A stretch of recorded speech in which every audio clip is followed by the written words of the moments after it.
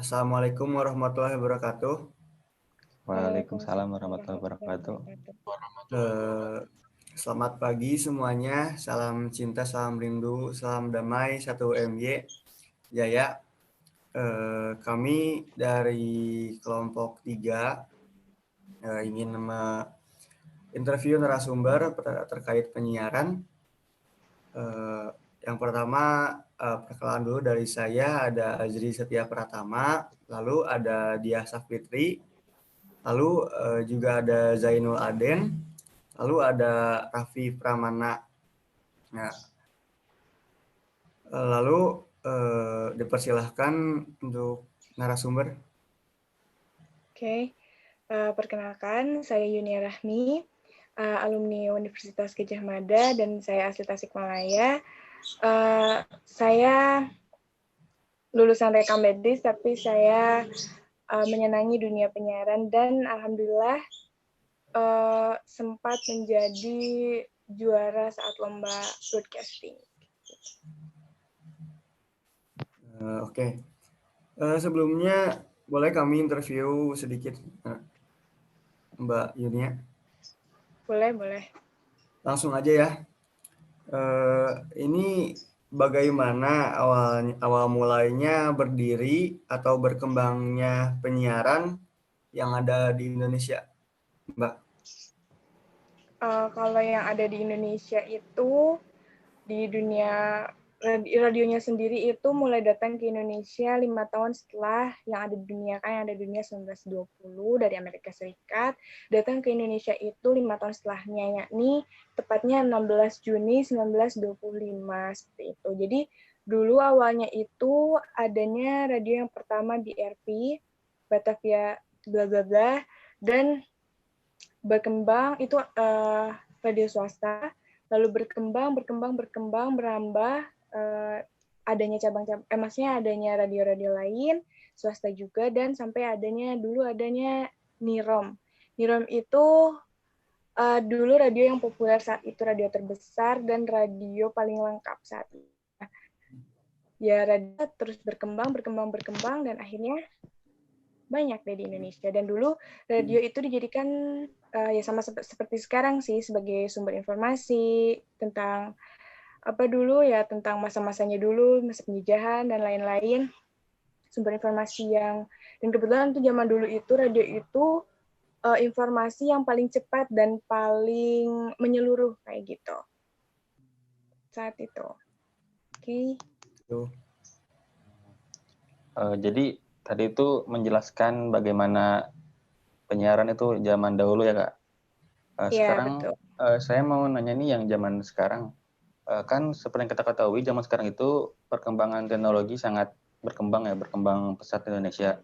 Apalagi perkembangan teknologi komunikasi. Jadi menurut Mbak bagaimana adaptasi penyiaran Indonesia dalam menghadapi perkembangan teknologi ini? Adaptasi penyiaran di Indonesia itu bahkan mungkin karena adanya perkembangan teknologi malah semakin mempermudah dunia penyiaran mendapatkan pasarnya. Pasarnya di sini maksudnya pendengarnya. Jadi semakin adanya teknologi baru, adanya media massa yang lain selain radio itu malah semakin membantu penyiaran radio lebih meluas lagi, seperti itu. Jadi seperti misalnya adanya sosial media nih bisa membuat radio punya fanbase-nya masing-masing. Yang dulunya misalkan seorang penyiar itu cuma bisa didengar suaranya aja ya, kayak kita penasaran nih siapa nih yang ngomong, suaranya gede nih kayaknya orangnya misalkan besar apa-apa. Nah, sekarang itu nggak ada tuh yang namanya nebak-nebak lagi. Jadi kan ada perkembangannya teknologi, jadi kita saling mengenal antar penyiarnya, atau misalkan si pendengar bisa tahu jadwal acara dari radio tersebut. Jadi pendengar itu bisa milih-milih stasiun yang mana, kayak gitu. Jadi adanya perkembangan teknologi saat ini sangat mempermudah penyiaran radio untuk berkembang. Jadi adaptasinya sangat baik sekali di dunia penyiaran atau dunia radio ini karena adanya teknologi ini. Kayak gitu. Oke.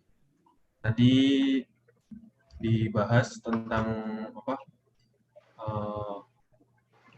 adaptasi penyiaran di Indonesia dengan perkembangan teknologi komunikasi saat ini kan, Mbak. Nah, Ya, berkat perkembangan teknologi ini kan muncul banyak itu tuh apa namanya Tantangan. tantangan kayak pesaing gitu. Bagaimana tantangan ke depan terkait industri penyiaran di Indonesia dan bagaimana cara mereka menghadapi tantangan itu. oke, baik. Kalau masalah tantangan sih, misalnya nih sekarang banyaknya podcast-podcast kayak gitu. Nah, justru karena misalnya nih, ini karena adanya podcast, itu bukannya radio itu bisa disampingkan gitu loh pendengarnya, tapi malah saling melengkapi. Jadi sumber informasi yang didapat itu bisa lebih banyak lagi. Dan sepertinya radio itu punya theater of mind-nya masing-masing gitu. Theater of mind-nya sendiri gitu. Kayak radio punya sumber informasi yang berbeda dari misalnya podcast kayak gitu. Jadi kalangannya, pasarnya pun lebih luas lagi untuk radio dan jangkauannya pun lebih luas lagi, lebih besar lagi. Dan penyebaran informasinya pun lebih merata dan kayak radio lebih mudah didapatkan oleh semua kalangan seperti itu. Jadi adanya tantangan baru di era serba modern ini malah mempermudah radio untuk merambah pasarnya. Dan radio itu dunia penyiaran radio itu tidak, menurut saya tidak bisa terkalahkan, bukan tidak bisa terkalahkan sih, kayak akan tetap punya jati dirinya sendiri kayak gitu. Oke. Oke, makasih Teh Yunia. Semoga bisa jadi manfaat banget ya buat kami gitu. Selaku. Terima kasih banyak ya Teh. Assalamualaikum warahmatullahi wabarakatuh. Waalaikumsalam warahmatullahi wabarakatuh.